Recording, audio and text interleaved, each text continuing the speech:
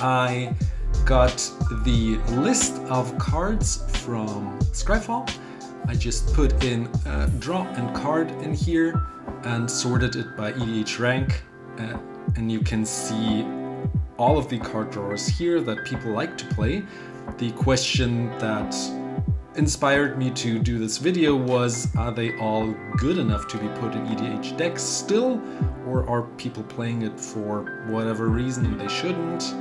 And yeah, let's build a little tier list and see where we would put them and where they are in EDH. So I will switch back and forth to look at the certain cards and decide how good they are. So you can also read along if you don't know a certain card, and maybe there are some cards that maybe many people play, but maybe you don't know. For example, Idol of Oblivion is quite a specific card, and yeah, then we can decide. So without further ado, I put the 50 cards here, and we'll just start out with any one of them that just tingles my fifth that. There it is, Rhystic Study. So Rhystic Study is the fourth top card here. It is quite strong, I agree, and I think it is also actually ban-worthy. I don't want to go into too deep discussions. If you have some opinions, you can let me know in chat. But the thing is, I think that Rhystic Study is quite a strong card. Every blue deck wants to play it if you play blue, and yeah, I mean, there's a reason why it's banned in Pauper as well. So yeah, I would put it into the super staple card because it's just super strong. Where did I slide it now? Ah, down there. And maybe I will change my mind at some point and switch them around. If you have different arguments, let me know also. But for me, this is a obvious super staple card. Also, I think a very familiar and relative to the Rhystic Study is the Mystic Remora, which also lets you draw cards whenever your opponent plays a non-creature spell. So, and they have to pay 4, and no one, let's be honest, no one will pay 4 if you don't have infinite mana. It just costs 1. It's a little fairer because at some point you probably have to sacrifice it because it has a cumulative upkeep cost, but I still think it's very strong. And I also think that every blue deck wants to play it, usually, and as it works, I think this card should go into the S tier, in my opinion. Now, what else? What else do we have? Sensei's Divining Top. Let's continue here. Sensei's Divining Top. There it is. So it's about, like, let's see, like top 12, 15, not even in the top 20. I think it's a strong card, but as a card drawer, only if you have like an infinite combo. Other than that, it's not the best card draw, right? Like, you use it to sculpt your deck if you have fetch lands in there. You can use it to sculpt your deck a little. But if you don't have infinite mana and the ability to just play it from the top of your library with, like, what was it, Mystic Forge, I think? And there might be some others. I don't think it's the best card draw card. It is strong, don't get me wrong, but I wouldn't put it in S tier. Like, not every deck wants to play it. Would I put it into the attractive category or like a basic category? It's not clunky. I think I feel better here, but you can also let me know how you feel about it. It is quite strong, but I don't think every deck wants to play it. It is good, but also as a card drawer, I think it's not the best card.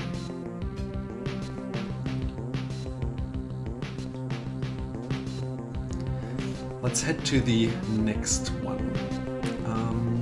Maybe we should go with this list here and we'll see where the card is, or however I feel. But like Let's go with Mindstone. This is a card that many decks play, and the thing is that I don't think it's the best card drawer in the sense. Like, it's a great mana rock, but the thing is that you don't want to use it as a card draw, only if you have like too much mana. And to use it as a card drawer, I think you would have to have recursion. The reason why it's up there is for it being a mana rock. So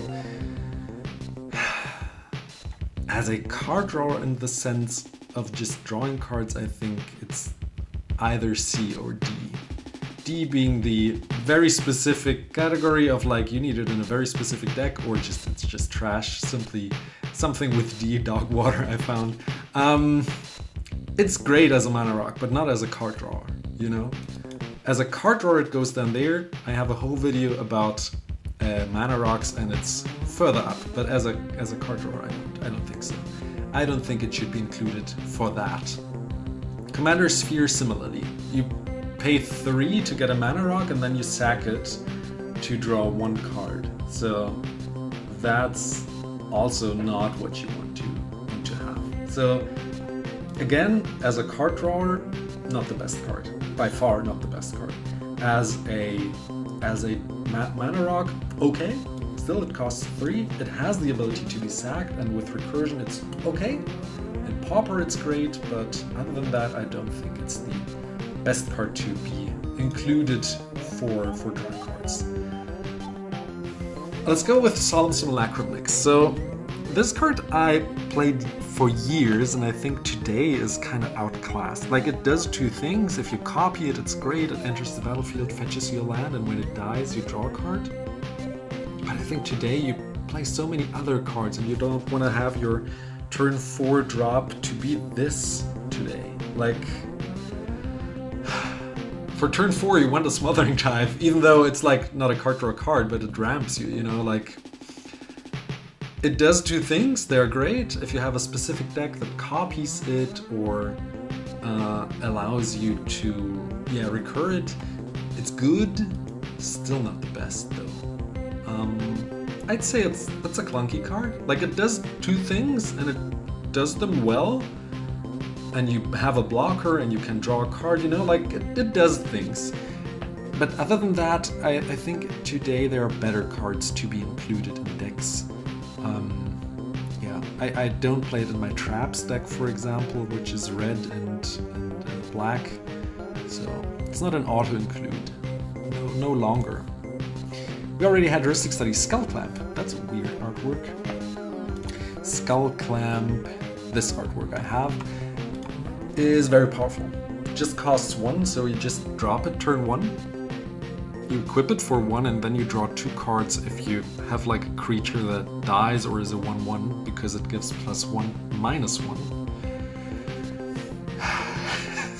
It is very strong. And normally every deck has like 1/1s. You wouldn't auto-include it everywhere. Like, I don't know, if you have like a red-black Traps deck, you wouldn't include it there, like, because you're not playing like a weenie deck. But in all these decks that play a whole bunch of tokens, you want to include that normally. So I find it very attractive. The question is it too specific to be an attractive card? Or and I want to go down one category to basic, or do I want to keep it at A level? I think I want to keep it there for now. And if anyone has anything to object, let me know in the comments. For those who came later, if someone came later, you can also check everything that we did up until now and let me know if you're wondering why a certain card is where it is currently. Smothering Tithe is not in here. It doesn't draw you cards. It says whenever your opponent draws cards, so we kept it out. But Arcane Denial count, play like commons. But also what I find really interesting is that you can counter your own spells to draw 3 cards then. So keep that in mind, that this is also an option. If you're like desperate, you can draw up to 3 cards for a like whatever spell, like a brainstorm or whatever. But it also counters anything. So normally a classic counterspell is for 2 blue, you counter a spell, but no one draws cards, and in this case you pay 2, not even 2 blue, and you draw 1 card and your opponent draws 2. You can play it politically. I really, really like this card. Like, I would also include it into every blue deck that can play it, because it's so good and you have so many options to work with it. It is obviously not as strong as Heuristic Study, which just simply always draws you cards. But I would just include it into any blue deck. The question though is, would you play it as a card drawer? You know, like we don't have like goat of politics or goat of counterspells, so maybe we put it one category down. I really like this card. I would include it into any deck. So somewhere maybe I will put it up again, but also let me know if. And what some people forget sometimes is that you don't have to choose any of the cards that you just drew. I play this in my classic Dan deck, and you can manipulate the top of the library with 2 cards you don't need from your whole hand, not only the 3 cards that you drew, and then maybe you play a fetch land and shuffle your library and put the cards back into the deck, and they're just gone for now, you know? So I find it really great, though it does not give you more cards than you had before. So you pay 1, you get 1 card down, then you draw 3, and then you put 2 back. So you don't get more cards from it. So that's something you always also have to keep in mind. Therefore, as a card drawer, I don't think it's the best. Like, if you have certain enchantments that allow you to draw more cards whenever you draw cards, sure. But if you don't have those, I think it's not the best one to include. I would put it as a basic card drawer. Like, if we don't put in Sensei's Divining Top because it's not really a card drawer card, Brainstorm draws more cards than Sensei's Divining Top, so like it's made to like fix your hand. Yeah, I think I feel good that way. What else do we have? Esper Sentinel. Esper Sentinel is like a CDH staple, right? Like, it's a great white card drawer, and back in the day, like, drawing cards with white was quite hard to do at all. And being able to just turn 1, drop that, and everyone who plays non-creature spells has to pay at least 1. If you have something to pump him up, it becomes a better Mystic Remora at some point. So, and it can block. You can copy it with creature copiers. I really like this one. Like, it's a solid white card. Every white deck should include it, and it's there to draw cards. You know, like, obviously it's S tier. What is next? Faithless Looting. Faithless Looting. Similarly to Brainstorm, it's not the best card. You lose a card by casting this, then you draw 2 and discard 2. So you go 1 card down. The flashback then gives you the card kinda back because you don't lose another card. You cast it from the graveyard, draw 2, discard 2. So yeah, you go in total you go down 1 card. It fixes your hand. You could have like a discard enabler, but I wouldn't count it towards like real card draw, you know? It's rather, yeah, discard enabler, card, hand fixing, yeah. So B or C actually for me. It only costs 1, but you lose cards. So if you don't play a very specific deck of like, I want to discard my cards or reanimate stuff, I don't think it's the best now, is it? Let me know. The One Ring. Ooh. This one had many bans. Where is it legal? Oh, only banned in Modern. Okay. Okay. So, but it is a game changer for now. Okay. One Ring. I must say I've never played this card before. Like, I didn't like the idea of having like Universes Beyond cards in normal decks. So I don't want to have Lord of the Rings cards in my, I don't know, you name it, whatever deck. It is colorless, so you can play it anywhere. It's indestructible. It gives you protection from everything until your next turn. You lose life per counter that is on the ring, and then you can tap it, put a counter on it, and draw a card for each counter. With Proliferate, it's great. Being able to untap it again in a turn draws you even more cards, so it is powerful. And I understand why it's banned in Modern. You can put it anywhere. Like, it's probably a solid card, right? Like, ignoring that it is a Universes Beyond card, I think it's a powerful card. At least A tier. You lose some life for it, but like, Phyrexian Arena does the same, right?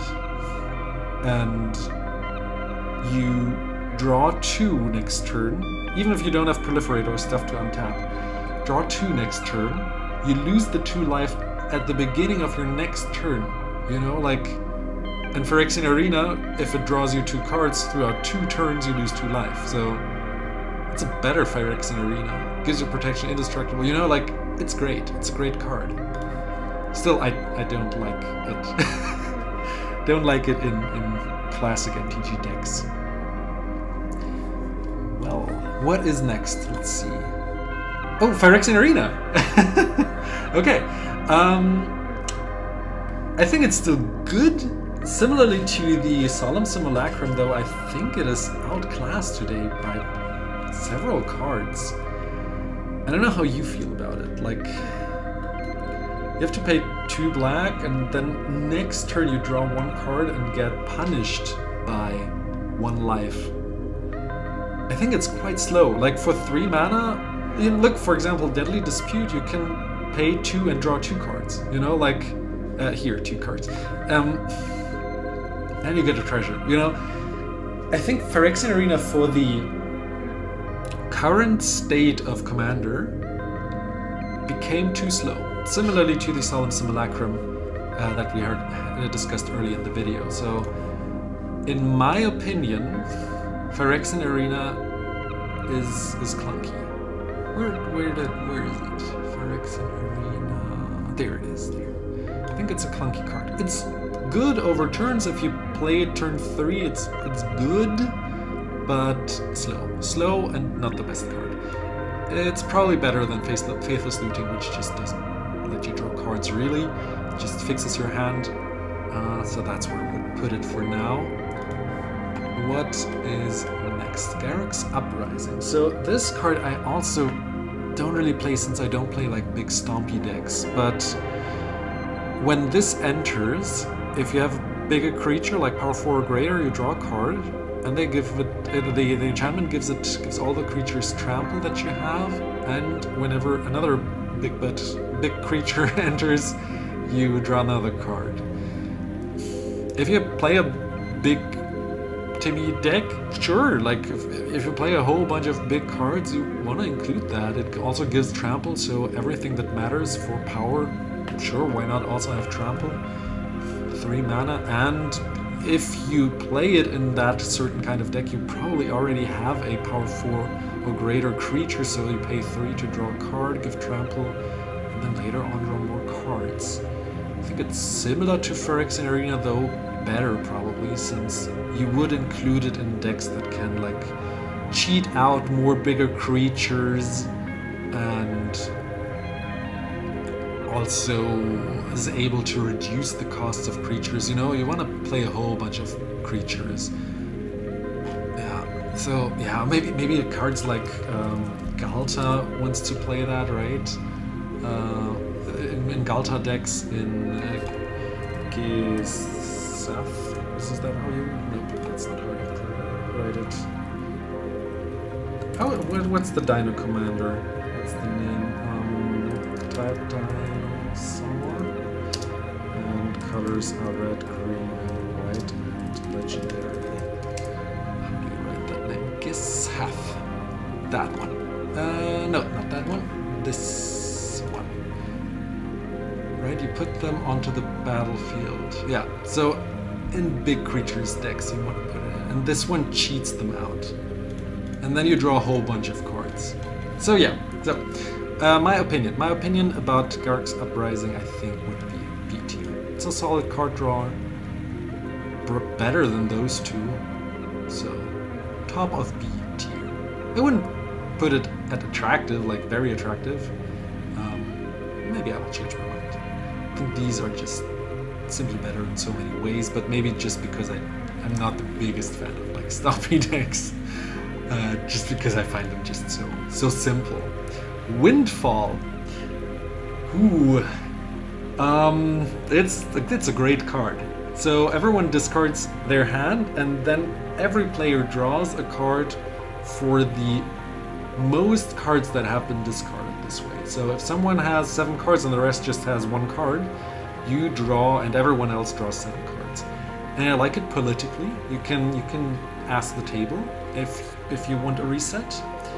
But also, if you're the one that only has 1 card and there is one that has 7, why not reset? If you're scared of your opponent drawing too many cards, sure, but then just to play the Windfall. But if you're behind, you can also reset their hand. You can also screw their hand if you're like played very early and you have reanimate strategies.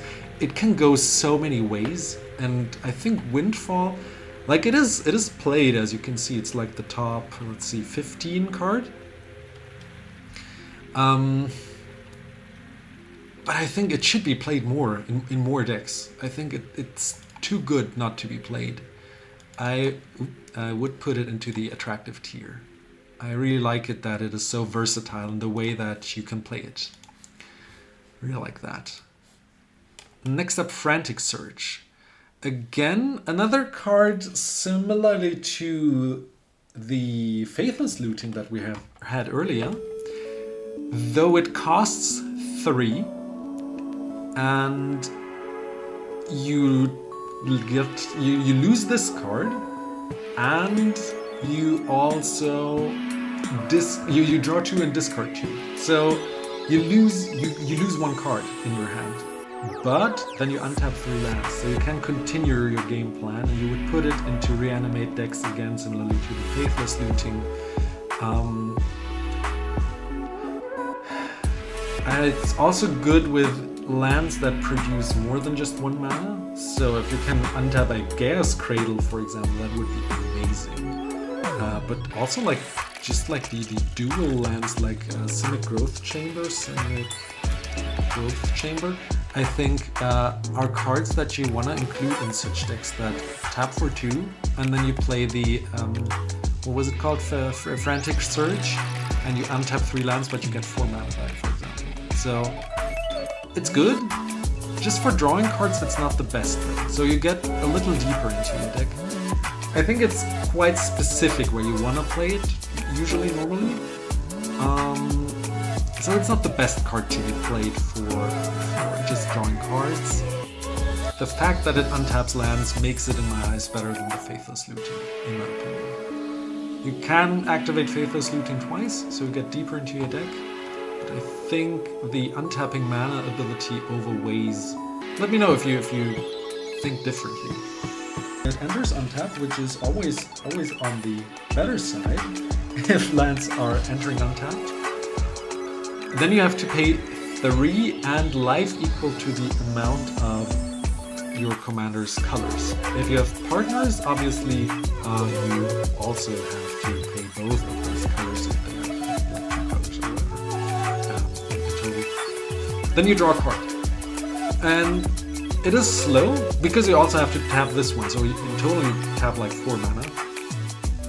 But if you're behind, you can just simply draw a card. If you have a control deck and no one played anything, you can tap this at the end of the turn, and just before your turn you draw another card, you know, like it is useful and versatile. Obviously, I wouldn't include it in, let's say, 4 or 5 color decks, because it also loses you quite a bunch of life. I think I would put it into specific 3-colored decks, maybe decks that want to lose life as well, like Marchesa the Black Rose. Because she doesn't want to be the one who has the most life points, you know? This is where I would put those lands this land if I had 3 colors. Rather in 2 and mostly in 1 or 0 colored decks. So that makes it quite specific. It makes it good, but quite specific. Therefore, I would put it into the B category. It's not the best lands that can draw you cards, but it's also not the worst. So just right in the middle. Right in the middle. It draws cards. Compared to the others, I think it's even better than a brainstorm only. Like, again, it depends on the deck that you're playing, but this is how I feel about it. Next up, Ponder. So Ponder simply replaces itself, but you can also kind of scry and have the ability to shuffle. There is a reason why this card is good and even worth a buck. It's banned in Modern. So how good is it in EDH? Like, you have 100 cards, you look 3 cards deep. If you don't have a deck that allows you to shuffle a lot, I don't know. I mean, it lets you shuffle by itself, obviously. But maybe you need like 2 of the top 3 cards, or like 1 of the top 3 cards. What about the rest, you know? And it just draws you 1 card. I don't think it's an auto-include in any decks, like in all decks. Maybe in like Storm decks, or yeah, like decks that want to like cast a lot, like Prowess decks. There would be good. I think that should be the Ponder. So similarly to the Brainstorm, it just replaces itself. Yeah. Very similar. I think Brainstorm might be a little bit, let's say, worse, since you can shuffle here. Somewhere around here, I'd say. Next up, Return of the Wild Speaker. So I think every deck that wants to play this probably should play it. Green most of the time has like a big creature in their deck. Only if you have a very specific category that doesn't really want to draw cards because of the biggest creature, then you wouldn't play it. You know, like if you have like a land strategy, I don't know if you would play Return of the Wild Speaker.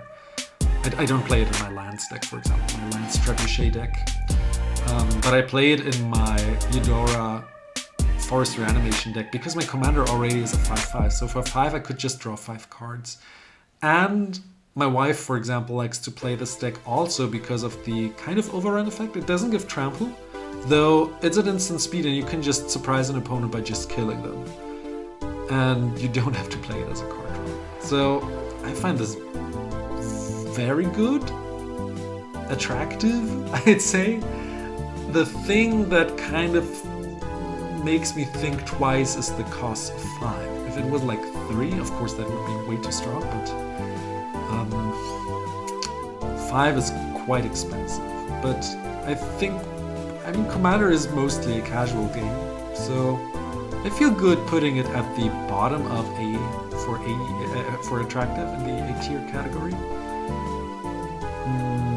It's certainly better than a Garruk's Uprising, I think. So I feel good. I feel good with this one. I think that's good. Deadly Dispute. I already teased this card before, compared it with Phyrexian Arena. So you have to sacrifice an artifact or creature to even play the spell. It's instant speed. Maybe you have some sacrifice shenanigans in your deck. And then you draw 2 cards and you create a treasure, which you can also sacrifice for another Deadly Dispute kind of effect. And there are several. So I like this one. Since it's cheap, it's an instant speed, and you probably, if you play it, you have some sacrifice cards you want to sacrifice, and then you get evens 1 mana back and draw 2 cards. It gives you 1 card plus by replacing itself, so I like it. Like, this is a solid card draw card. I think it's an attractive card. Like, similarly to the Arcane Denial, like, it's solid card. Black market connections. So this one was up to like $30 before it was reprinted. Like, this one should be like 10 or so. Yeah, not many reprints. But back then it was only in the Commander Legends Baldur's Gate deck and was up to like $30. It's strong. It's powerful. It's a better Phyrexian Arena if you compare them, because they have so many options, and one of the options is drawing a card and losing 2 life. So you lose 1 more life, but you get this normally in the same turn. So you cast Black Market Connections, and then you go to your... Oh no, that's a lie. That is a lie. Ah, obviously you played in your pre-combat. I thought it was post-combat. Okay, so you cannot use it in your first turn that you play it. Well, that's a little sad. Okay. So next turn, when you go into your main step, you're allowed to choose to lose up to 6 life to get a treasure token for 1 life, a card for 2 life, and or any creature type shapeshifter 3/2 token, and you lose 3 life. And I think it can go into so many strategies. Like, you can have a typal deck, a kindred today, say, that likes to play a specific type, and you have this shapeshifter token, which just also gets, I don't know, boosted, or you get more card draw or whatever from it. You're able to draw cards, and you're able to also create treasure tokens that you can sacrifice for whatever, like a Deadly Dispute, for example. So you ramp ahead as well. I think I like this one much better than the Phyrexian Arena, because you're starting out with 40 life, and it's very versatile. You don't have to... Do you have to choose one? You have to choose at least one. Okay. I think it's a B tier. It's not the strongest since you don't get it right away, in my opinion. But it has many options, and therefore it's better than a Phyrexian Arena. Next up, Beast Whisperer. That's quite a staple, obviously. It's like we're like in the top a little further than 20 now. Whenever you cast a creature spell, you draw a card. I mean, you're playing green, you're probably also playing creatures, so for 4 mana drawing cards from then on, it's like a solid inclusion in my opinion. Like, similarly to, let's see, like any of the enchantresses. Interesting, like there are not many, like that many enchantress decks that they are in the top 50. Let's see what the first enchantresses are. Maybe I'm also skipping some, I don't know. Here, Idol of Blossoms. For each enchantment that enters, you draw a card, for example. Or Enchantress's Presence, whenever you cast one, you draw a card. So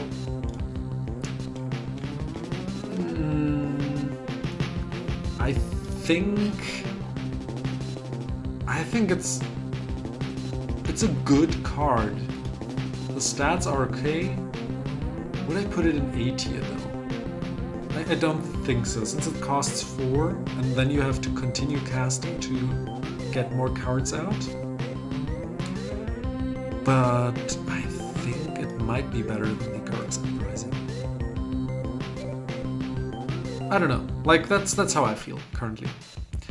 Maybe I will change my mind later on. Let's continue. Sensei's Divining Top we already had. And then we have the Sylvan Library. Sylvan Library, okay. So this one had quite a reprint range and like many different kinds of iterations how you use it. At some point you paid 0 to use it, and then at some point they said, yeah, this is how it works. So at the beginning of the draw step, you draw 3 cards in total, and then you choose out of those 3 which ones you want to keep. And and then you put up to 2 back. If you keep more than 1, you lose 4 life for each card that you don't put back. It's very strong. It is a strong card. If you are able to pair it with Abundance, you are able to actually skip the losing life ability, the losing life clause, and you're able to filter through your deck a little. So that's even better. It's a nice combo that not many people know about, but that's not the focus. The focus is how good is it as a card draw. I think each green deck that you build actually wants to have the Sylvan Library. If you have a Sylvan Library, you want to put it in, right?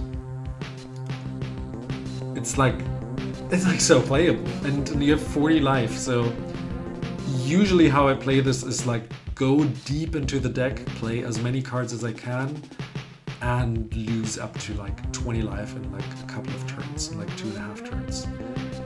To go deep into the deck to see what I get, maybe even shuffle my deck and leave some up, and then go down to like 20 life, and like I drew 5 more cards than everyone else. And I looked deeper into my deck, like I can filter out stuff that I don't need, shuffle my deck in between. Yeah, it's a great card. It's very attractive. Is it a super staple? Oh, I think so. I think it's better than the cards in the attractive category. Yeah. I think so. I think like every green deck wants this. Like there is no exception that you say like, I wouldn't put it into a creature deck. No, you would filter out your creatures that you need, right? Enchantress decks want to play them. So yeah, put it in there. Put it in there. Let's see next. Preordain. Another one of these cards similar to the Ponder and Brainstorms that you play like in Storm decks.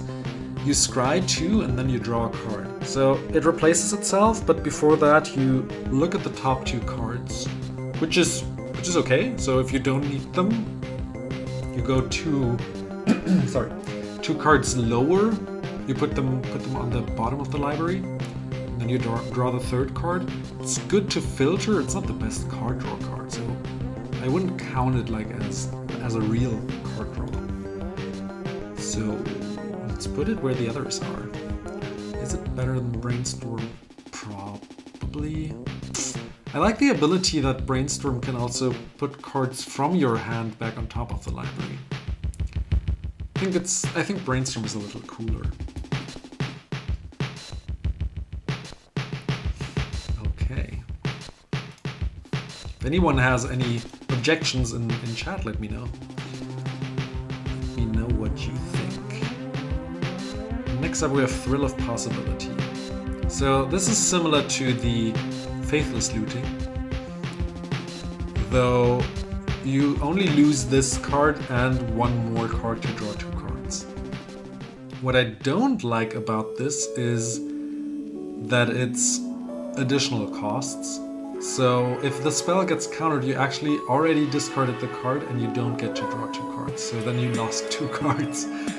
Normally no one plays a counterspell on a Thrill of Possibility, but that's also a thing. It's good in a Calamax deck, since you then actually get 2 more cards from losing this card and discarding a card, because you copy it and then you just draw 2 cards, you don't have to pay the additional costs.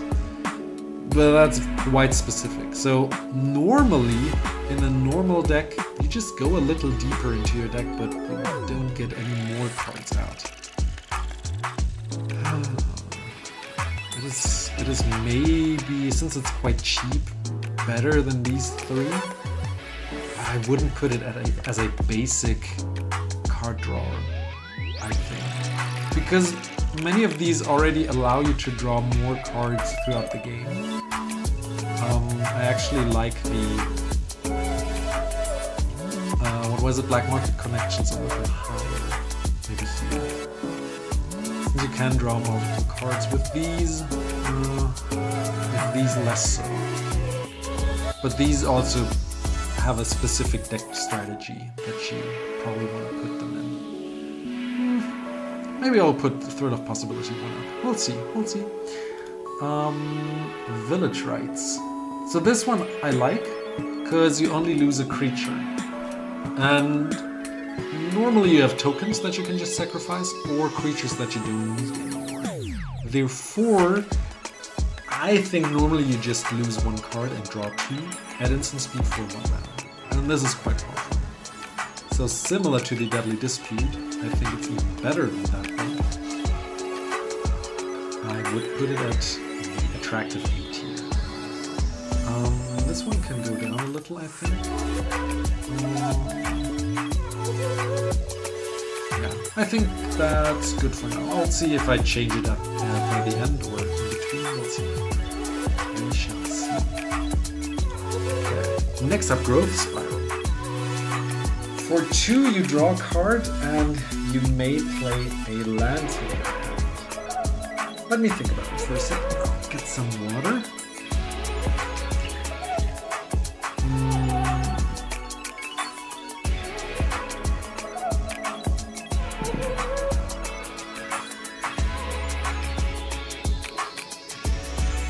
Thing is, you lose a card by casting Growth Spiral, then you draw a new card and you're allowed to play a land. As a ramp card, it's good. You hope to still have a land. If you draw it, it's allowed to play another one. Where would I put Growth Spiral?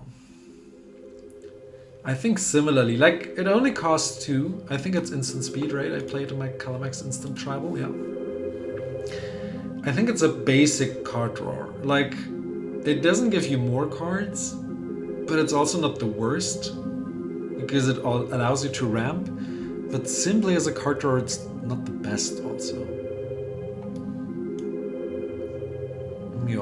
Yeah, that's how I feel about it, I think.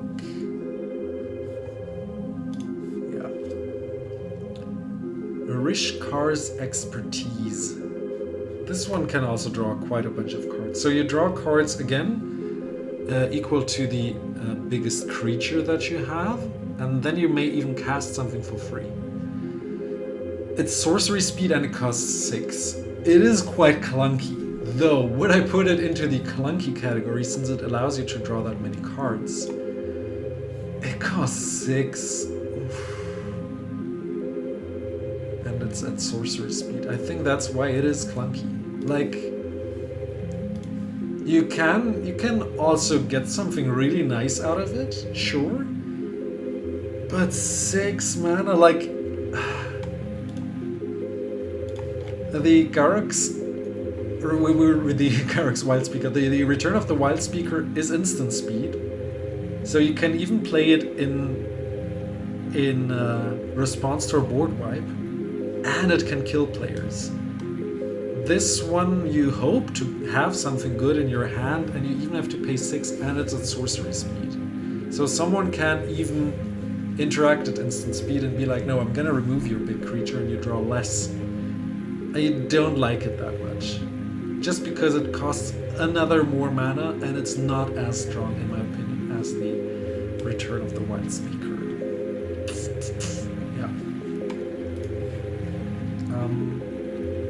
Though it allows you to probably most of the time draw more cards than any of these will do, so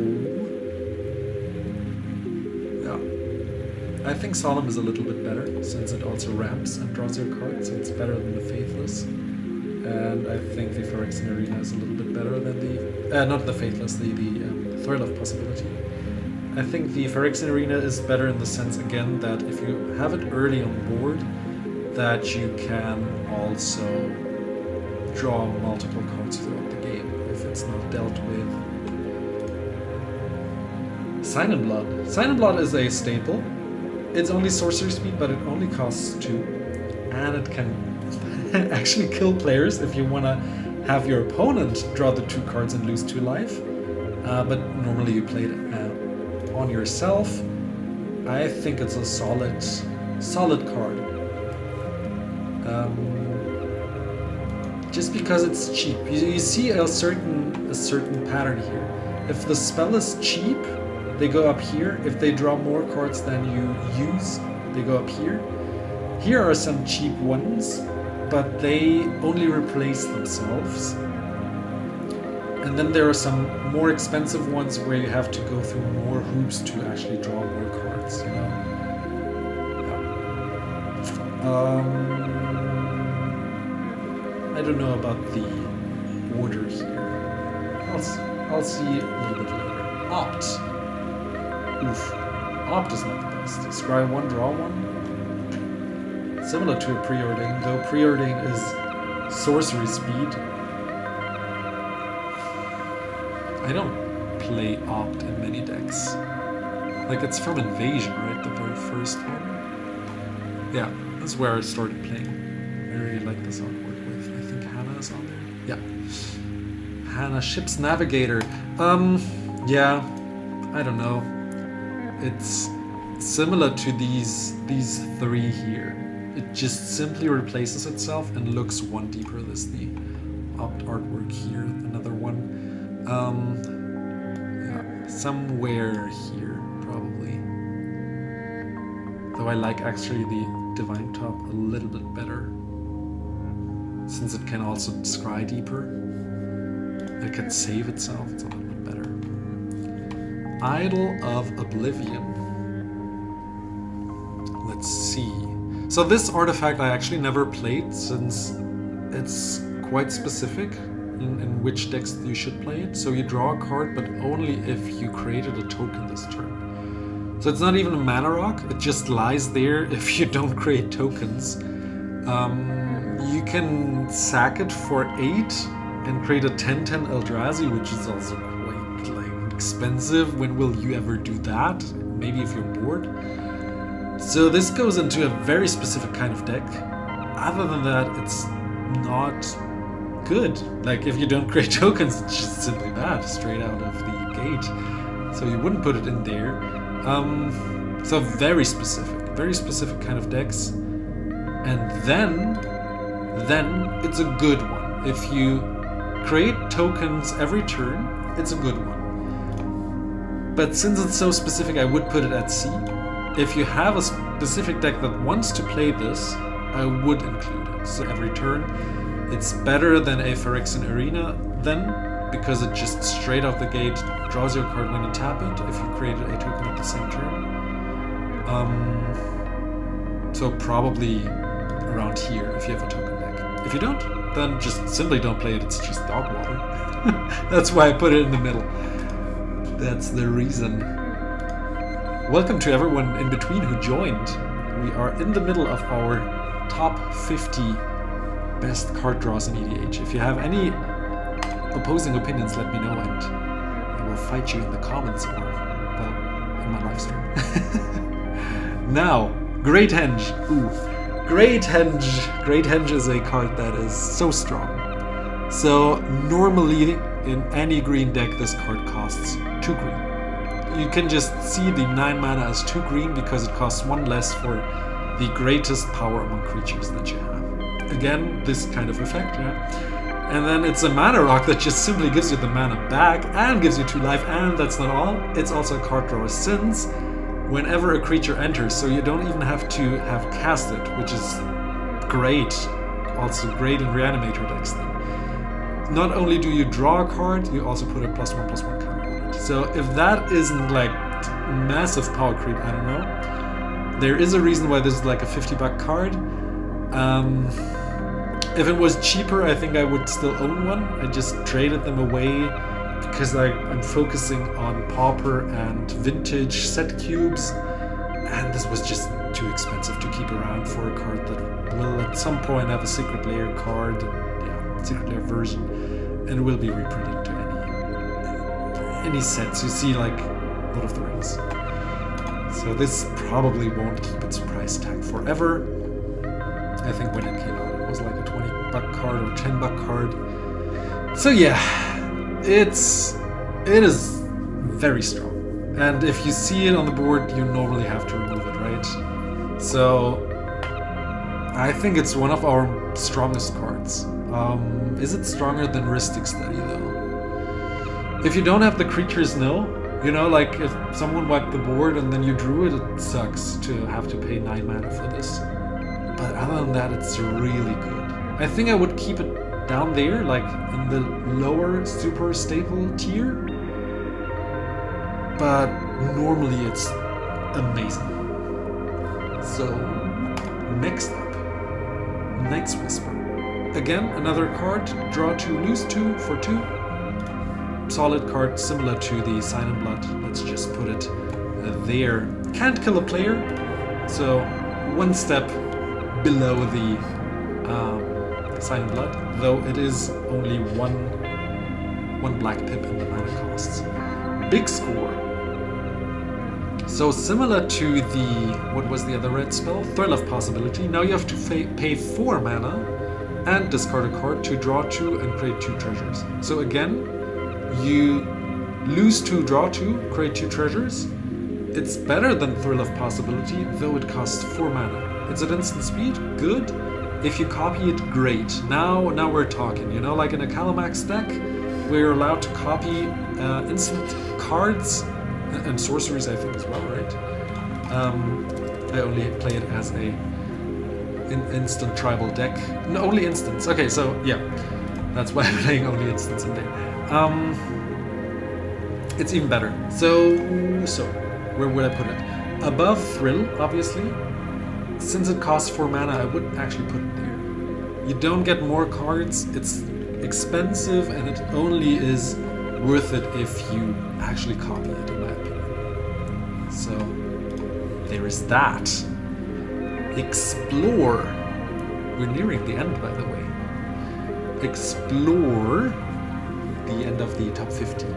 You can play a additional land and draw a card. So, very similar to the Growth Spiral. It is at sorcery speed. It's worse. Like, with Growth Spiral, I'm only allowed to play the land now. So if I play Growth Spiral and then, for example, Brainstorm and draw another 3, and then there's a land, I'm not allowed to play an extra land. And Explore allows you to play the land throughout your turn. So if you draw cards later on, after you've played the Explore, you can still play a land with the cards that you continued drawing throughout the turn. So that's the only moment where I would say Explore is better. Other than that, Growth Spiral, I think, outclasses Explore. If you can play Growth Spiral, you would probably play it rather than Explore, or play both. So it's worse. Is it the worst? Like, is it clunky already? It just replaces itself, right? But it can play a land, so... Yeah, let's leave it there for a moment. Maybe I will change my mind later on. So, Vanquisher's Banner. Orcish Bowmaster doesn't draw you cards, but Vanquisher's Banner does. And you want to include it in any tribal kindred decks, right? So you choose a creature type, they get +1/+1, and every creature that you cast with that type draws you a card.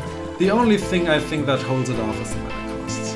Other than that, it's great in any kindred deck. So it's a basic card. You would include it anyway. It draws you so many cards. If you don't play a kindred deck, you don't want to play it. But other than that, you do. Similarly, Shamanic Revelation also costs 5. And you draw a card for each creature you control. So a bonus is that you get 4 life for each bigger creature that you control.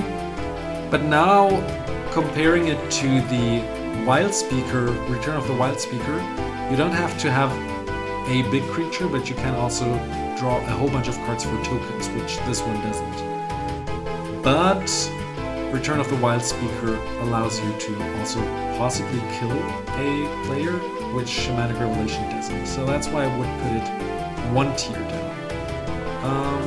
Where is it? There.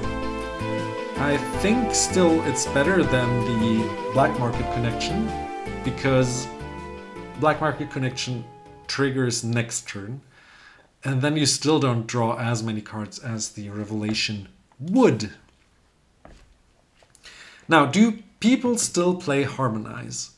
For 4 you draw 3. I think if you play Naya colored, so white, red, and green, or any combination like green, red, or green, white, I think you would. If you play blue or black with green, you wouldn't anymore. So I think there's like the difference. If you play white or red, you would include it. Like, where would I put it? Like, I think it's a basic card, and it allows you to draw more cards than you spend by casting it. So, and green has the ability to ramp. You know, like normally you play this turn 2 or 3 latest. Normally, if you have it in your hand. So, yeah, I think it's good. I think I would put it up here. I think it's still playable. Might be outclassed at some point, but I think currently it's playable. Now, Guardian Project I would compare to a Great Henge, though not as powerful. Since it doesn't have the mana rod, life gain, and +1/+1 counter option, but you draw a card whenever you play a non-token creature that you don't have on the battlefield or graveyard. But graveyard, like, you don't play it in a deck that allows you multiple copies in a deck. So yeah, this can draw a whole bunch of cards, and I find it very attractive. How attractive though? Like, I think it's the best of the A tier, right? Like, you have Skull Clamp, you have the Ring, but all of these don't draw you that many cards that fast. Like, you play a Llanowar Elf, you draw a card, you know? And the Uprising, Garruk's Uprising, only allow you to draw cards when you play creatures with power 4 or greater. So it's 1 mana less, gives trample, but also Guardian Project just simply, whenever you play anything in form of creatures, you draw cards. Yeah, so that's why I like it that much. Read the Bones is next. Now, Read the Bones, I think, can be quite powerful, since you also scry 2, then you draw 2 cards, and then you lose 2 life. So it costs 3. It's sorcery speed, so it's not the best combo, but it still gives you more cards than you started with, which is what I think is what counts here. Would I put it in A tier though? It costs 3. I think this is why I would put it into B tier. But around the level of Harmonize, I think. Maybe a little bit worse than the Black Market Connections. Since Black Market Connections also has so many options, and Read the Bones only once. Yeah. I think I feel good with this one. Inspiring Call. For 3, and I don't think that many people know this card, you draw a card for each creature with a +1/+1 counter on it, and you protect your creatures for a turn by giving them indestructible. So you can protect yourself, your creatures, from a board wipe with that one. Instant Speed. I wouldn't put it into a deck only to protect my creatures, but if I play +1/+1 counter strategies, like, this is great, you know? And there are many decks that do that. Would I put it into the B category? It draws you most of the time more cards than you have, like than you use by casting this. You easily draw 2 cards, right? If you have a certain kind of deck. Is it C tier? I don't think so. I think it's better than Read the Bones. If you don't play a +1/+1 counter strategy, you wouldn't even play it at all. But if you do, it's great. Yeah, that feels good. Archmage Emeritus. This one was a bundle promo, so I still have this one sealed in my Strixhaven bundle. You draw a card for each sorcery or instant that you cast. So this one is the blue variant of the Beast Whisperer. For 4 you get a 2/3 that allows you to draw cards for each creature. There's a 2/2 and allows you to draw cards for instant sorceries. I think most instant sorceries that you cast are quite cheap, while the big stompy decks that play green play more expensive spells, I think. So that's why I would put this here. I think this is the best that basic can do. If you play a blue deck, you want this guy, I think. You play a control spell, you draw another card. Isn't that like, that's really good. You play a counter spell, you draw another card. Probably another counter. Yeah. Put that in. Next up, Braids. I've played against Braids Arisen Nightmare as a commander like 2 or 3 times and I was underwhelmed. Like for 3 you got the 3/3, and at the beginning of the end step you can sacrifice artifact, creature, enchantment, land, or planeswalker. Everyone has to do the same, or they lose 2 life and you draw a card if they don't do that. So they have to sacrifice the same type. If they don't, they lose 2 life and you draw a card. You can play it politically, like telling them you will sacrifice this certain annoying creature, artifact, whatever, and then no one is allowed to sack something, and then you can draw a whole bunch of cards. I don't know if many people will do that, but maybe. Or you team up with 1 or 2 people and draw some cards. There could be some interesting political stuff there. In the 99, I don't know. Maybe I should try it out. Like in the 99 it also sounds interesting, but also the downside is if everyone can sacrifice a certain type, and if they do, they prevent you from drawing at all. And then you paid 3 to sack a thing and everyone had to sack their worst thing of that thing. You know, like can't really target anything. But I do like the political side of this, so let's put this into P, and I might try it out in the next black deck that I built, since it possibly draws 3 cards if no one has or wants to sacrifice a card of that type. Now, Kindred Discovery. This one again is a Kindred card. This is also, I think, where the name comes from, right? From the Kindred cycle. Enchantment, and you choose a creature type, and whenever a creature enters or attacks of that type, you draw a card. This is amazing. It's a really good card. So it is really good.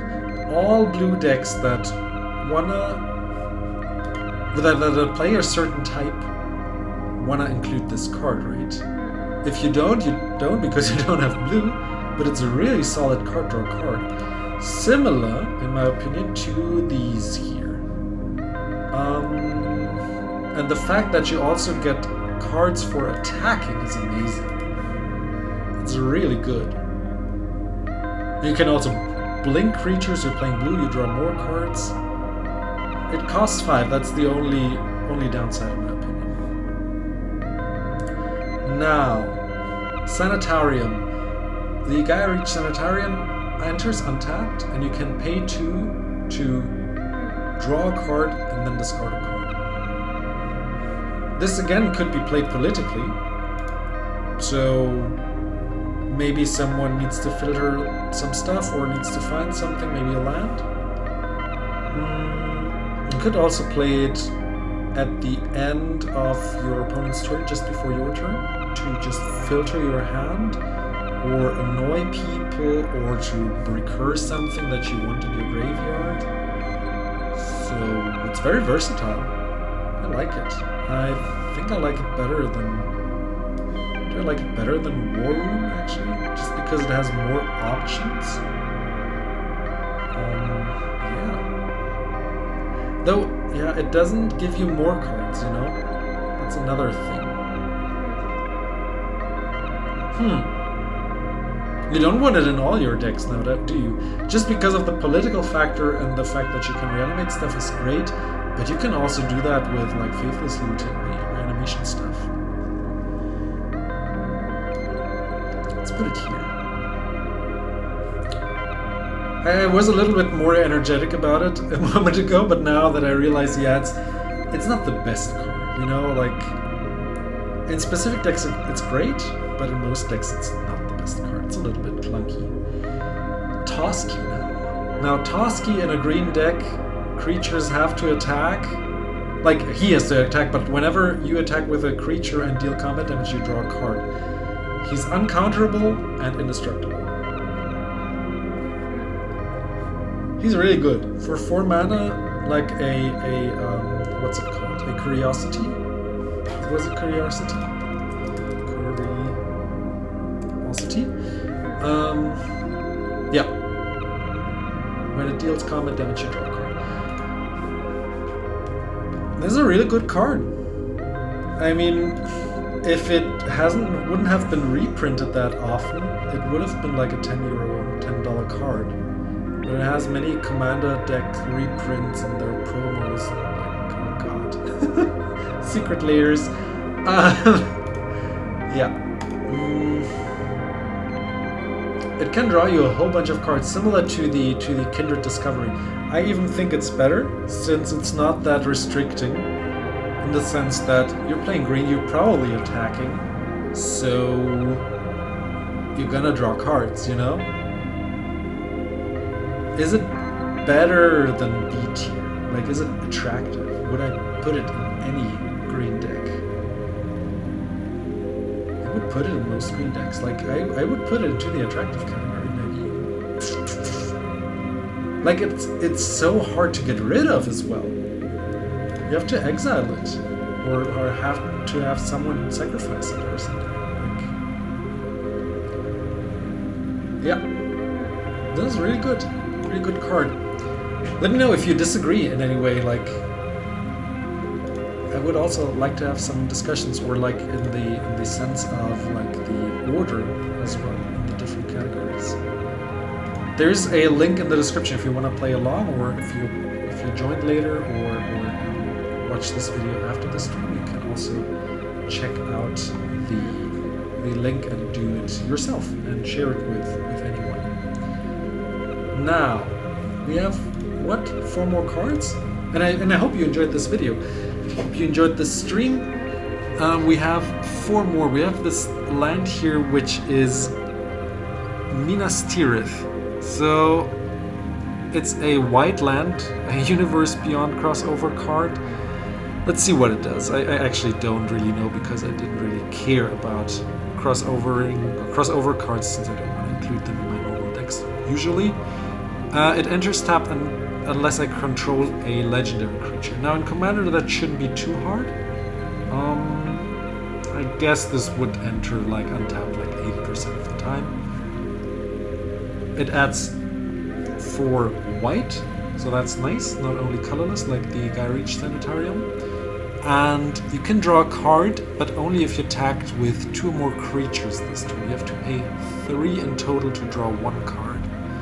It's like a Phyrexian Arena then, right? But yeah, with an upkeep cost. I don't think it's the best card to draw cards with. If you're really bored, sure. It's similar to the Sanitarium then, but also gives you just like more mana.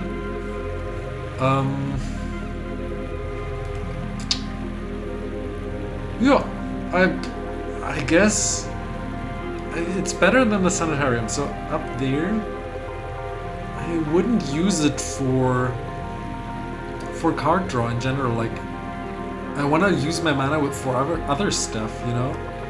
It's, in my opinion, worse than a Phyrexian Arena. Now, the Bident of Tassa.